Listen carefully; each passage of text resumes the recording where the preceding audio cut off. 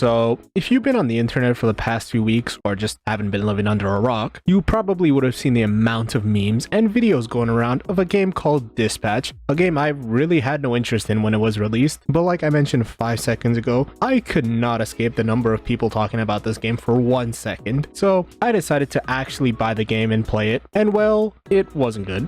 It was amazing.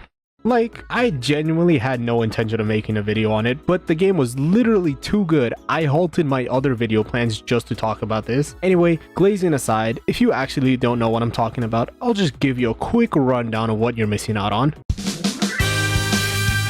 For those of you who do live under a rock, Dispatch is a game developed by Ad Hoc Studios, a company founded back in 2018 by the people who worked on Telltale games, most notably The Walking Dead, The Wolf Among Us, and Tales from the Borderlands. I mean, even if you haven't played those games, you've definitely seen this phrase before. The game itself, Dispatch, was in development for 7 years, going through many changes, originally being a live-action comedy series, but ultimately, this didn't happen to a tiny virus going around at the time. Rest in peace to that idea. Anyway, the story is about a superhero named Mecha Man whose suit was damaged in battle and is now out of commission. Drinking his sadness away and getting ganged up in the process, he runs into Thunder Thighs, Blonde Blazer, a superhero who proposes an idea to Mecha Man to work at a call center named Dispatch, a place that sends out superheroes to stop crime, and other things, I guess, as well. In exchange for his work, they'll help repair his suit so he can go back to being a superhero again. Sounds simple, right? Well, yes, but also no, because once he gets there, it's here he learns that he's in charge of the Z Team, a group of newly reformed heroes who were once villains, and well, they're not really the nicest people, so it's going to be a bit of a challenge, but for the sake of being Mecha Man again, and also not going homeless because he doesn't have a job anymore, you decide to work with them, and it's within this team you learn about them and open up to them and vice versa. I like to think it's a game first about finding oneself, then being a superhero second, but I'll expand on that more in the story section. For now, I think you get the idea what this game's trying to be here. Oh, and I forgot to mention that since this is a game, there is going to be gameplay elements to this game. Personally, they're not for me, but I can see someone else enjoying them. But honestly, the gameplay segments didn't feel like they overstayed their welcome and tied into the story pretty well, but more on that later. For now, let's just jump into the cast, because trust me when I say, I think this is the longest list I've had to touch yet, and I don't want to waste time on that, so let's just start on the main man himself, Mecha Man. Mecha Man, or Robert Robinson.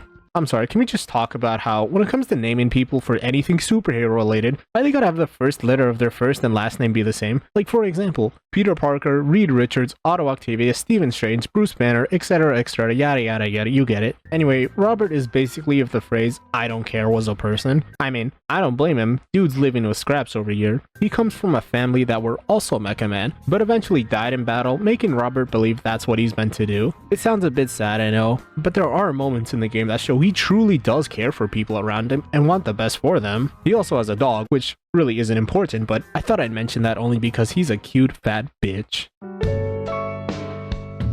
Blonde Blazer is hot and is also in charge of running Dispatch. Because she's in charge of running Dispatch, she's very parental in a way and also very cautious, but isn't afraid to be laid back and go with the flow sometimes. She acts as one of the game's love interests, and yes, I did say one, because there are more, but we'll get into that later. She's honestly a pretty nice character that always supports people and tries to see the good in everyone. She also has a very big plot twist for her later in the game if you decide you want to clap her cheeks, but I won't spoil that and let you figure that out yourself. Chase, or as the game likes to refer to him sometimes as Black Einstein, is Robert's friend who we recently connected with again after 15 years and was the one that got the job for Robert. Personally, the way I see him is kind of just basically Robert, but more sassy. I mean, it's pretty evident in the way him and Robert bounce on each other. Honestly, they just have very good chemistry with each other. He's not that significant for the overall plot for most of the game, but he does have a big role in the later half of the game, which does have a good payoff set up at the beginning of the game, but I won't spoil what happens. You're just gonna have to see for yourself. If Blonde Blazer was cautious and parental, Invisigal is the exact opposite, being careless and could care less about others. She's a member of Z Team and was originally a criminal using her invisibility powers to do crime. Who would have figured? She acts as the game's other love interest, and I'm going to be honest, I think her and Robert are a much better couple than Robert and Blonde Blazer. They're, okay, I said it, I'm Team Invisigal, okay? Like, don't come after me. Don't get me wrong, I like Robert and Blonde Blazer's relationship, but Robert and Blonde Blazer felt more like a co-worker relationship turning into an actual relationship, while Robert and Invisigal's relationship felt more like genuine people vibing with each other. But hey, that's just my opinion. Anyway, when we first meet her, she's basically just careless and free-spirited, but we do learn that she actually wants to do good, but she believes that because of her powers, she believes that she's only meant to be bad. But as the game progresses, she learns that she actually can be a hero despite her powers and be more than what she was born with, which I think is pretty good writing. Alright, we're kind of approaching people who are important but who are also not that important at the same time territory, and I don't want to be here all day, so I'm going to give a brief breakdown of who they all are, okay? Okay, at first, Royd might seem like Hawaiian Hulk, but he actually proves to be quite smart and is the one that actually helps Robert rebuild his suit. And he also doesn't wash his hands. Not really that important, but I thought I'd share that random fact about him.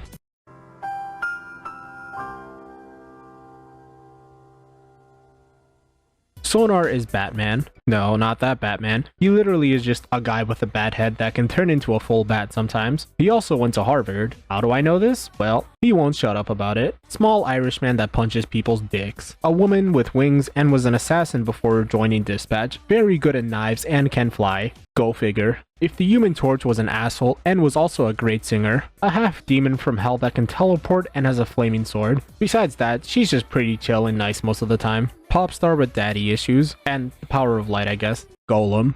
Superman if he was attempting assimilation for the first time. He also has the opportunity to join the team if you decide you do want him on it. Awkward janitor who can later join the team like Phenomaman if you decide you do want him on it. Personally, I like him more on the team than Phenomaman, but it's up to you whether you want Superman who is blind as a bat when it comes to social cues, or a guy who vomits water as a superpower. There are even more side characters, but like, they only appear in the game a few times and are also not really relevant to the plot, so I don't feel like they're worth mentioning, but they're there. Also, did I mention that this game is stacked with goated voice actors? We have Laura Bailey as Invisigal, there's also Travis Willingham as Phenomaman, Jeffrey Wright as Chase, Aaron Yvette as Blonde Blazer, and Aaron Paul as Robert. Yes, science! There's many more talented voice actors I can name, like Oscar Award winner Moist Critical and Young Gravy as Golem, but my mouth is getting a bit dry, so let's just move on to the gameplay segment of this game.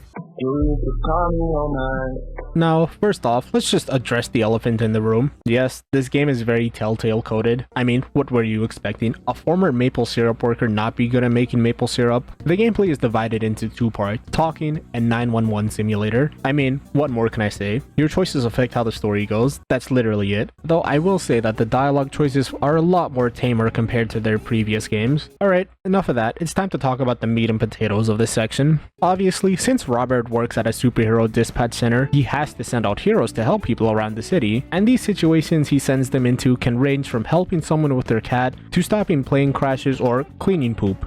Nice. Now, your team isn't a one-shoe-fits-all type team. Some missions require skills that some characters excel better in. For example, in a scenario where you need to debate with someone, is your best option a guy who punches people's dicks? Actually, not that I think about it. But most of the time, no. You would send a guy who went to Harvard. Sometimes, the situation will ask for multiple things, meaning you'll need to send multiple people, but that will also mean you'll have less people to send out if another call happens at the same time, so be smart about it. Now, just because someone is good at something more than the other doesn't mean they're the best at something. Sometimes, a call will ask more than you can chew, and that's where a new mechanic is introduced into this game: gambling. Let's go gambling! Aw, dang it! Aw, dang it! Aw, dang it! Aw, dang it! Aw, dang it! Your team also has special abilities that they can learn on their own throughout the game. Also, Blonde Blazer will occasionally ask if someone wants to have some one-on-one training with her. It should have been me, not him! Overall, they do make your life a lot easier when dealing with calls, but then again, you could always just resort to using hopes and prayers. Your team also has synergies that you can utilize to get a better outcome for calls you answer, but be careful because later in the game, you will be required to kick out, so some characters are gonna lose synergy with each other, but too bad. There's also some calls where a specific person must go on it and you can't take them off. I'm looking at you, Waterboy. It is annoying, but it's not the end of the world. One thing I do like about these segments is that there's actually a balance between it being random and having casual moments between the characters, to having serious moments that tie into the plot and the overall direction of the story, but I'll expand on that when we get to the story section of this video. Speaking of the story, let's talk about the story. So, I was initially going to talk about my thoughts in full detail about this game, but then I realized I don't think the meat has marinated enough for me to do that, so I'll just tell you things I really liked and didn't like from the story without trying to go into spoiler territory. However, it's unlikely that I will fully avoid talking about spoilers, as to give context for some things, I'll need to show you guys what happens in the game for me to think that. So, if you haven't played the game yet and are looking to play it soon, now would be a good time to skip to a later time in this video, or just leave. I don't know, up to you. Anyway, enough stalling, let's just get this started. So, first of all, I would like to say the writing for this game is phenomenal. Phenomenal. Specifically for the cast. The way they're able to bounce off each other was so seamless that I genuinely started to believe that a few improvisations had to be thrown in there. I think a comment you would probably hear a lot from people who played this game is that the dialogue for this game is very realistic, and well, yeah, it is.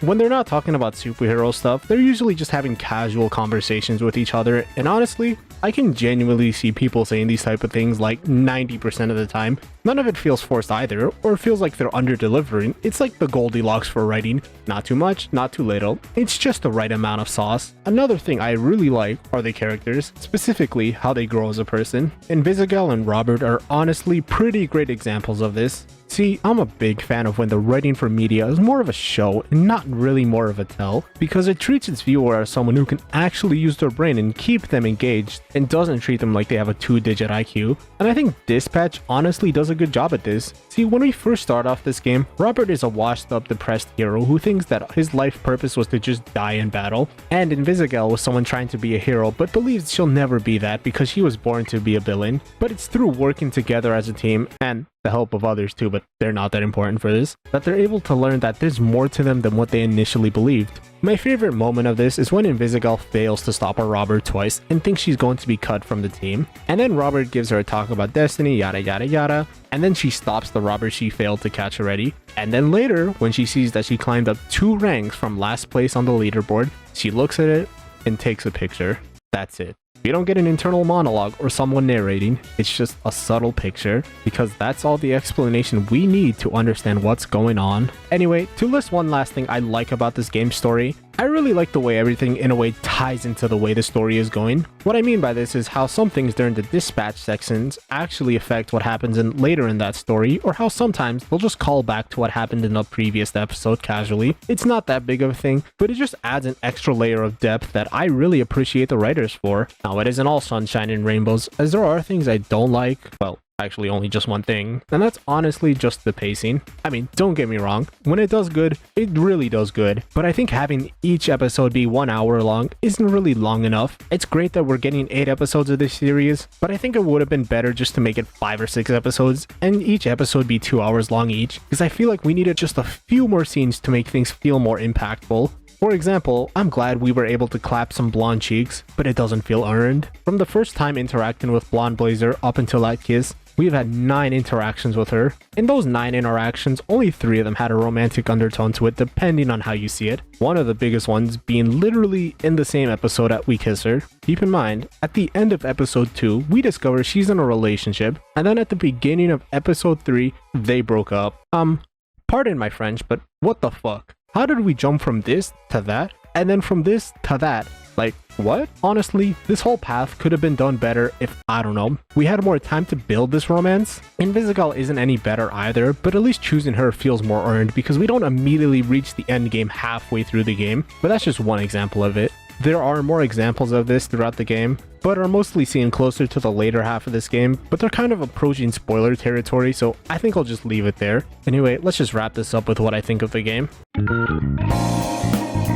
Honestly, this game has got a lot of things. A dynamic cast, voice actors, gambling, emotional moments, good writing and characterization, hot women, gambling. But do I think it's Game of the Year? Honestly, no. But I can see many people picking this as their Game of the Year. Honestly, if I had to describe how I feel about this game, it felt like building a puzzle. all the pieces are there, most of them do go in their place, but some don't fit because that puzzle is a bit too small. I really do believe this game would benefit a lot more if it just had an hour or two more of content. Not saying it wasn't bad though. I had a lot of fun playing this game. It was something fresh that we hadn't seen in a while. I don't know what it is with game companies, but games in 2025 have been way too good, and I'm hoping it's the same thing going into 2026. But to rate my feelings on this beautiful game, I honestly think this game is at most an 8.5 out of 10. A good game that definitely has a lot of replay potential, and it is what I consider to be in my top 10 games list of this year. But hey, that's just my opinion. So that's what I thought on this game. If any of you did see my last video, you probably would have seen how annoyed I was playing that game. Dispatch honestly felt like a breath of fresh air after suffocating myself with bad games for a while. Anyway, like I said, this video was not planned or anything, but the game was too good, I couldn't help but yap about it. After this video, I am going to continue with my regularly scheduled slop and plan to release it not that soon, but not as long as last time. Anyway, if you enjoyed what you saw here today, why not like and sub to catch more slop I post and to see free cat pictures. And if you'd like to share your thoughts on this game, feel free to comment down below, as I'm curious how many people chose Blonde Blazer over Invisigal and vice versa. Anyway, that's all from me today, and I'll see you next time. Peace.